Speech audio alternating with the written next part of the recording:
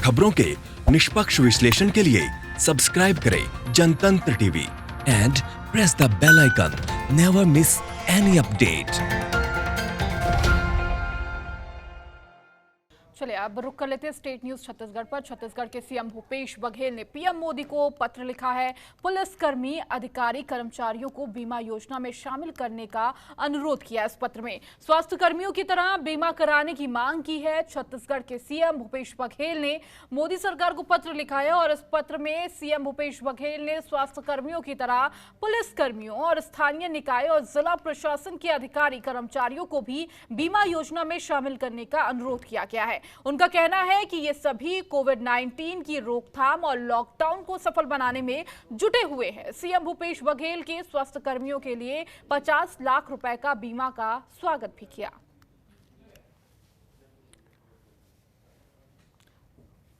तो छत्तीसगढ़ के सीएम भूपेश बघेल ने पीएम मोदी से अनुरोध किया है कि स्वास्थ्य कर्मियों के अलावा जो सुरक्षा कर्मी इस वक्त तैनात हैं, फ्रंट फुट पे हैं, जो लगातार कोरोना वॉरियर्स के तौर पर काम कर रहे हैं, उनके लिए भी ये बीमा योजना होनी चाहिए और उनका भी बीमा करवाना चाहिए। इसे लेकर उन्होंने एक पत्र लिखा है। पत्र में भूपेश बघेल ने पीएम मोदी से यह अनुरोध किया है इन सभी लोगों का भी बीमा होना चाहिए ताकि इनका मनोबल जो है वो बढ़ सके।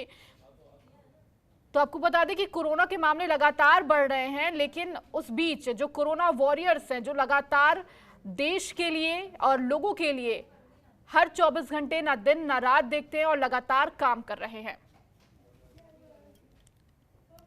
तो पूरे देश में कोरोना वॉरियर्स का सम्मान किया जा रहा है। छत्तीसगढ़ में भी कोरोना वॉरियर्स ने कोरोना के मरीजों को ठीक करने के लिए एक दिन कर दिया है। यहां भी कोरोना वॉरियर्स पर फूलों की बारिश की गई है। आपको दिखाते हैं। कोरोना महामारी में जिस तरीके से पूरे इस कोरोना युद्ध में पुलिसकर्मी एवं नर्स एवं सफाई कर्मी एवं डॉक्टर्स जिस हौसले के साथ अपनी ड्यूटी निभा रहे हैं एवं कोरोना से बचने के लिए यहाँ पर लगातार वो काम कर रहे हैं, उनका हौसला बढ़ाने के लिए आज राजधानी रायपुर में वायुसेना के द्वारा हेलीकॉप्टर के माध्यम से एम्स हॉस्पिटल में फूलों की वर्षा की गई एवं इन सभी स्टाफ नर्स एवं पुलिसकर्मियों का हौसला बढ़ाने के लिए यहाँ पर लगातार फूलों की बारिश की गई एवं यहाँ पर हौसला बढ़ाया गया। यहाँ पर जितने भी पुलिसकर्मी एवं स्टाफ नर्स हैं एवं स्वास्थ्य कर्मी हैं, इन सभी का हौसला बढ़ाने के लिए वायुसेना भी एक कदम आगे बढ़ गया एवं इनका हौसला बढ़ा रहा है। मनमोहन नेताम, जनतंत्र टीवी, रायपुर। वहीं छत्तीसगढ़ के स्वास्थ्य मंत्री टीएस सिंहदेव ने दूसरे राज्यों में फंसे श्रमिकों को वापस लाने के लिए पैसों के लेन देन पर बड़ा बयान दिया है। उन्होंने कहा कि केंद्र सरकार को ट्रेनों के चलाने के लिए पैसे की व्यवस्था करनी चाहिए। आपको बता दें कि राज्य के प्रवासी श्रमिकों की वापसी के लिए छत्तीसगढ़ सरकार ने रेल मंत्री से 28 ट्रेन चलाने का आग्रह किया है। आपको बता दें कि 2.25 लाख मजदूर ऐसे हैं छत्तीसगढ़ के जो अन्य प्रदेशों में काम करते हैं और उन्हें वापस लाने के लिए ये स्वास्थ्य मंत्री की तरफ से मांग की गई है कि जो ट्रेनें चलाई गई हैं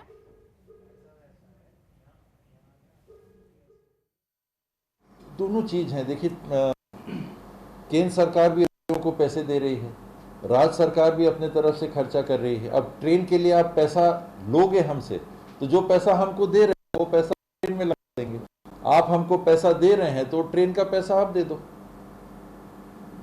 वास्तव में देखिए तो व्यवहार की बहुत छोटी सी चीज है, बहुत बड़ी रकम भी नहीं है। ये कोई 100 करोड़ 1000 करोड़ की बात नहीं है, छोटी सी रकम एक होगी। 1000 लोग आएंगे, औसतन 1000 लोगों का कितना होगा ट्रेन का? 1000 रुपया प्रति व्यक्ति। तो 1000 का कितना हुआ? 10,000, 1 लाख, 10 लाख रुपया। तो कितनी बड़ी रकम है? तो कोई बहुत बड़ी रकम नहीं है। तो एक व्यवहार में तो सीधे केंद्र सरकार को कहना चाहिए कि हम केंद्र सरकार के अंतर्गत ट्रेन है, जहां देश में जाएगा हम ट्रेन से सबको भेजेंगे। तो बहुत बड़ी रकम नहीं है, क्योंकि आदान प्रदान है।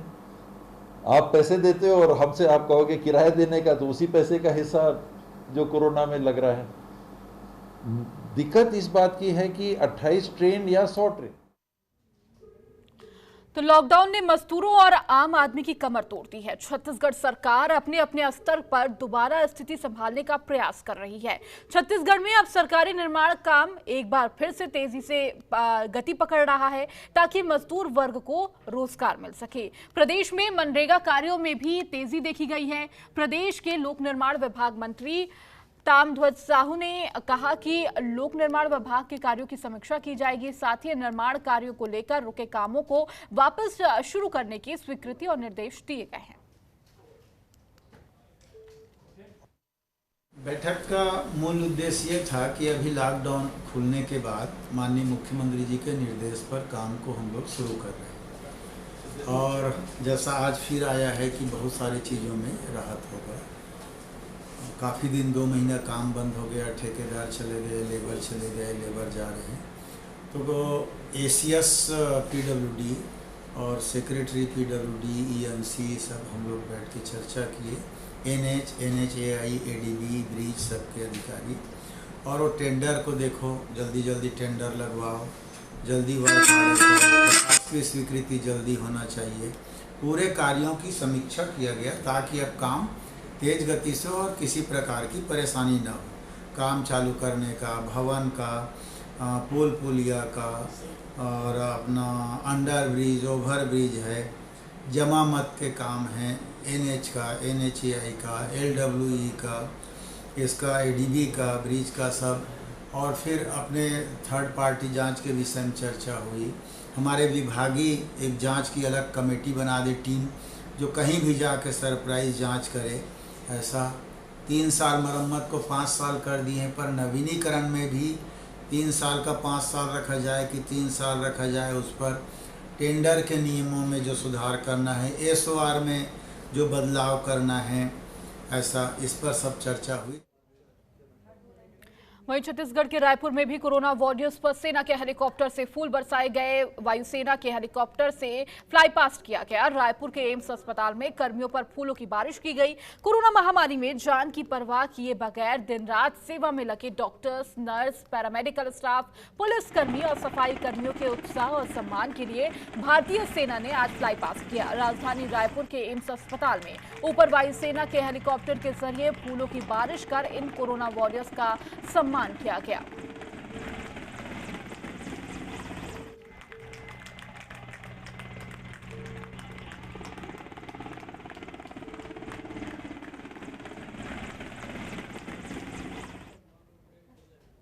तो लॉकडाउन में जिस तरह मजदूर दूसरे राज्यों में बाहर फंसे हुए हैं, वहीं अपने घर तक नहीं पहुंच पा रहे हैं और इसी बीच गरियाबाद की एक मां और पिता अपनी बेटी से मिलने के लिए तरस रहे हैं। बताया जा रहा है कि दोनों ओडिशा के कापसी भाटा गांव में काम करने के लिए गए थे, लेकिन लॉकडाउन लगने की वजह से दोनों घर नहीं जा पा रहे हैं। अब उन्हें ओडिशा सरकार ने छत्तीसगढ़ भेजने की गुहार लगाई है।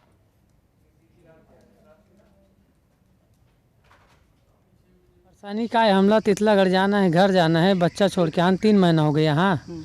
और तो खाना पीना धंधा पानी कुछ नहीं चला, तो बैठे बैठे क्या करबो, एक वजह से हम घर जाना चाहता। हाँ, पैसा वैसा कुछ नहीं, जो कमा रहे हैं तो सब खर्चा में हो गए 3 महीना बैठे बैठे। और जर बुखार में तो बाल बच्चा के सब सिरा के ख़त्म हो गए, पैसा कौड़ी कुछ नहीं है। हमन यहाँ 3 महीना से फंसे हैं और काम कमाई कुछ नहीं चला थे, बस घर में हैं ऐसी। और हमन घर जाना चाहते हैं तितलागढ़, गोमेर माल, कापसी भाटा। हाँ, यहाँ पर क्या परेशानी है? परेशानी बस ना कई काम बुता नहीं चला थे और हम गरीब आदमी कितना दिन तक यहाँ बैठे बैठे काम करे, बैठे बैठे रहो। पैसा वैसा भी कुछ नहीं है, दाल चावल वही कुछ भी नहीं है, तो हमारा समस्या होते है, वजह से हम घर जाना चाहते हैं। तो छत्तीसगढ़ के शराब बिक्री को लेकर सरकार की ओर से एक बड़ा बयान सामने आया है। सूबे के आबकारी मंत्री कवासी लखमा ने कहा है कि सूबे की शराब दुकानें आज तक बंद रहेंगी। सरकार का रुख साफ करते हुए कैबिनेट मंत्री लखमा ने कहा कि सरकार शराब की दुकानों को लेकर जल्दबाजी में कोई फैसला नहीं लेगी। मंत्री कवासी लखमा का कहना है कि 4 मई को चर्चा करने के बाद ही फैसला लिया जाएगा। आपको मालूम हो कि छत्तीसगढ़ सरकार ने कोरोना वायरस के संक्रमण से लोगों को सुरक्षित रखने के उद्देश्य से प्रदेश की सभी देश विदेशी मदिरा दुकानों को 28 अप्रैल तक बंद रखने का निर्णय लिया गया था और फिर राज्य सरकार ने यह समय सीमा 3 मई तक बढ़ा दी थी।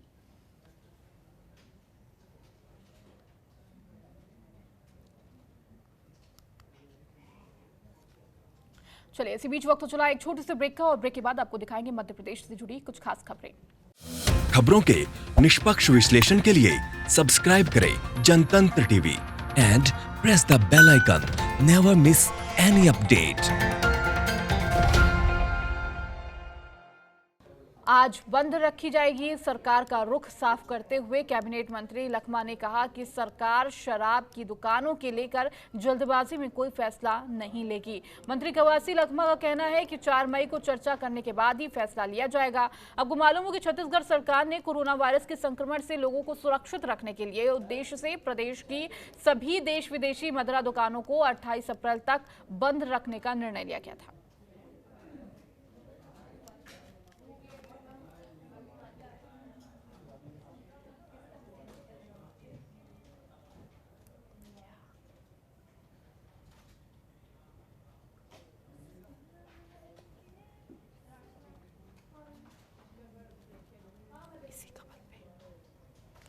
और अधिक बातचीत करने के लिए हमारे साथ छत्तीसगढ़ के शिक्षा मंत्री प्रेम साय सिंह जुड़ चुके हैं। सर, आपका स्वागत है जनतंत्र टीवी पर। छत्तीसगढ़ की जिस तरह से स्थिति देखे कोरोना वायरस को लेकर, लगातार मामले वहां पर कम हैं और सबसे अच्छा जो काम कर रहा है वो छत्तीसगढ़ देखने में आया। और साथ ही साथ एक बड़ी खबर, जिस तरीके से शराब की दुकानों के खोलने की बात कही जा रही थी, लेकिन छत्तीसगढ़ में इसे लेकर एक अहम फैसला लिया गया था कि 3 मई तक ये दुकानें नहीं खुलेंगी। अब आगे क्या कुछ रणनीति है छत्तीसगढ़ सरकार की तरफ से?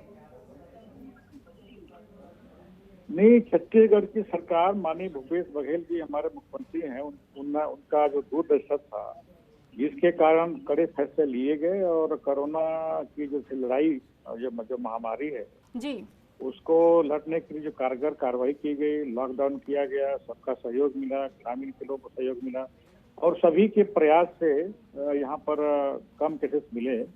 लेकिन हम लोग ये चाहते हैं कि इसका सभी लोगों का सहयोग मिले और इसका जो भी निर्णय हो सकता है, क्योंकि एक अखबारी मंत्री हमारे हैं, उन्होंने अपने बयान अपने विभाग के बारे में कहा है, तो अब वो चलते कि ये मामला बड़ा अहम फैसला है, माननीय मुख्यमंत्री से भी इसमें बात करना पड़ेगा, उसके बाद ही कुछ निर्णय उसमें हम लोग कर सकते हैं। लेकिन हम लोग ये चाहते हैं कि चूंकि रायपुर और छत्तीसगढ़ में कम केसेस हैं और जैसा जो नियम है कि कोरोना वायरस के कारण की जहाँ कम केसेस हो गए उनको, अब चूंकि रायपुर अब मेरा ये आपका राजधानी है और इसी को रेड एरिया में उसको रखा गया है, जब यहाँ कोई केस नहीं है। बहुत से आज हमारे लोग हैं अपना दुकान खोलना चाहते हैं, बहुत से जो अपना कुछ कारोबार करना चाहते हैं, लेकिन रेड जोन होने के कारण खुल नहीं पा रहा। तो हमारा यही रहेगा कि इसको रेड जोन से हटाया जाए इसको, ताकि लोग अपने उसमें काम में आ सकें और जो अंतर्राष्ट्रीय जो सीमा है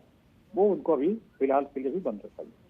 लेकिन सर, जिस तरीके से छत्तीसगढ़ के अगर मामलों की बात करें, अगर पूरे देश में कोरोना वायरस के मामलों की बात करें तो लगातार मामले बढ़ रहे हैं, लेकिन छत्तीसगढ़ एक ऐसा राज्य है जहां पर मतलब मुझे लगता है पहले नंबर पर ये राज्य होगा जहां पर सबसे कम मामले हैं और मृत्यु दर तो अछूता है छत्तीसगढ़ से। इसके पीछे वजह, रणनीति क्या थी और साथ ही साथ आगे पार्ट 3 शुरू होने वाला है, उसको लेकर क्या कुछ रणनीति बनाई गई है? नहीं, क्या शुरू होने वाला है? Lockdown part 3 sir. हाँ जी, उसको लेकर रणनीति छत्तीसगढ़ की सरकार की तरफ से जी। नहीं, लॉकडाउन पार्ट 3 जो शुरू होने वाला है वो तो अभी तो हमारे प्रधानमंत्री जी ने, माननीय प्रधानमंत्री ने घोषणा किया है कि अभी 2 हफ्ता के लिए और बढ़ाया जाए। तो जो भी सेंट्रल गवर्नमेंट की एडवाइजरी रहेगी उसका तो पूरी तरह से हम लोग पालन करेंगे, लेकिन उसके साथ ही साथ हमारी भी कुछ समस्या है यहाँ पर, जिसका भी उनको ध्यान देना पड़ेगा, जिससे कि यहाँ भी काम हो सके। हम लोग बिल्कुल पूरी तरह से उनके सहमत हैं। और जब तक जो आपका जो रेड जोन जो इसको किया गया है रायपुर को, इसको हम लोग चाहते हैं कि इसको, जो कि कोई केस अब यहाँ आ नहीं रहे हैं, कोई डेथ यहाँ पर हुई नहीं है, तो इसको भी ऑरेंज या आपके ग्रीन जोन में इसको रखा जाए। सर, जिस तरीके से 27 जिलों में सिर्फ एक रेड जोन है, एक ऑरेंज है और बाकी 25 जिले ग्रीन जोन है, तो लगातार अन्य राज्यों की भी बात करें तो वो मांग कर रहे थे कि केंद्र सरकार की तरफ से इसकी एडवाइजरी ना जारी हो कि राज्य सरकार में क्या कुछ लागू होगा, क्या कुछ नहीं लागू होगा। लगातार यही कह रहे थे कि ये जो फैसला है वो राज्य सरकार पर छोड़ दिया जाए। तो छत्तीसगढ़ सरकार का भी यही मानना है कि ये जो अहम फैसले, बिल्कुल इसमें हम लोग का भी यही मांग है कि कुछ मामलों में राज्य सरकार के ऊपर छोड़ दिया जाना चाहिए, ताकि वो भी अपना खुद को निर्णय ले सके। लेकिन बाकी जो उनके एडवाइजरी है सेंट्रल गवर्नमेंट का वो तो मानेगी, लेकिन कुछ मामलों में यहाँ के भी जो राज्य सरकार की जो ऊपर उसको छोड़ना चाहिए। जी सर, इसके साथ ही साथ 1.5 महीने हो गए, राज्य की अर्थव्यवस्था की बात करें, कहीं ना कहीं एक बड़ी चुनौती है। अब प्रवासी मजदूर भी पहुंच रहे हैं वहां पर, कोशिश की जा रही है कि अपने राज्य में पहुंचे। उनके रोजगार को लेकर क्या कुछ व्यवस्था है, क्योंकि एक बड़ी चुनौती होगी अर्थव्यवस्था को पटरी पर लाने की। नहीं, बिल्कुल आप ठीक कह रहे हैं कि हमारे भी अभी सभी राज्यों ने ऐसा कि जहाँ जहाँ उनके मजदूर हैं उनको वापस लाने की बात हो रही है। हम लोग भी सोच रहे हैं कि जो हमारे मजदूर बाहर में हैं उनको यहाँ पे लाया जाए। तो लाने के बाद उनको क्वारंटाइन में उनको रखा जाएगा। उसके बाद जो भी अब जैसे यहाँ कुछ उद्योग खुले थे, उनके मजदूर बाहर के थे, चले गए। तो जहाँ जितना काम हो सकता है इनके द्वारा उनको यहाँ पर एडजस्ट किया जाएगा उसमें, ताकि उनको काम मिले। यहाँ जो मनरेगा में जो काम है लगभग हमारे यहाँ पूरे राज्य में लगभग करीब 20 लाख लोग अभी काम कर रहे हैं वहाँ पे। तो सर अभी तक प्रवासी मजदूर क्या छत्तीसगढ़ में पहुंच चुके हैं? क्योंकि अगर एक आंकड़ों की बात की जाए तो 2.25 लाख मजदूर ऐसे हैं छत्तीसगढ़ के जो अन्य प्रदेशों में काम कर रहे हैं। उनको छत्तीसगढ़ लाना, वहां पर क्वारंटीन करना, साथ ही साथ उसके बाद उन्हें काम देना एक बड़ी चुनौती है सामने। नहीं, बिल्कुल आप ठीक कह रहे हैं कि बहुत बड़ी चुनौती है, लेकिन हम लोग ने प्रयास किया है। लेकिन अभी हम लोग के यहाँ कोई मजदूर अभी बाहर से या अपने राज्य के जो मजदूर हैं वो अभी नहीं आए हैं। अभी केवल झारखंड ने इसका शुरुआत किया है जी। और वहाँ पे अभी कुछ गए हैं, लेकिन अभी हम लोग भी प्रयास कर रहे हैं कि हमारे मजदूर भी, हमारे यहाँ के जो मजदूर हैं कोई जम्मू में है, कोई दिल्ली में है, कोई तमिलनाडु में, कहाँ, तो ये इनको यहाँ पर लाया जाए और उनको भी यहाँ रोजगार उपलब्ध कराया जाए और रोजगार गारंटी की जो काम है उसको किया जाए। और जो भी यहाँ पर छोटे मोटे जो इंडस्ट्री है वो भी आधा मजदूर तो काम ले सकते, ताकि लोगों को रोजगार मिले। और यहाँ की जो इतना लंबा चूंकि गैप और इतना लंबा जो लॉकडाउन हुआ है उससे निश्चित रूप से आर्थिक स्थिति थोड़ा कमजोर हुई है। जो हमारे दुकानदार हैं, जो हमारे कपड़े के व्यापारी हैं, जो हमारे बाकी जो छोटे मोटे जो व्यापार हैं वो बिल्कुल बंद पड़े हुए हैं। तो एक रोजगार की समस्या तो उत्पन्न हो गई है, इसलिए कुछ मामलों में राज्य सरकार को इसमें छूट मिलनी चाहिए, ऐसा हम लोग को सोचना है। जी, बहुत बहुत शुक्रिया सर हमारे साथ जुड़ने के लिए।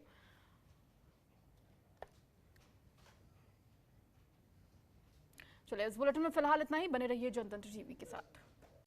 खबरों के निष्पक्ष विश्लेषण के लिए सब्सक्राइब करें Jantantra TV and press the bell icon. Never miss any update.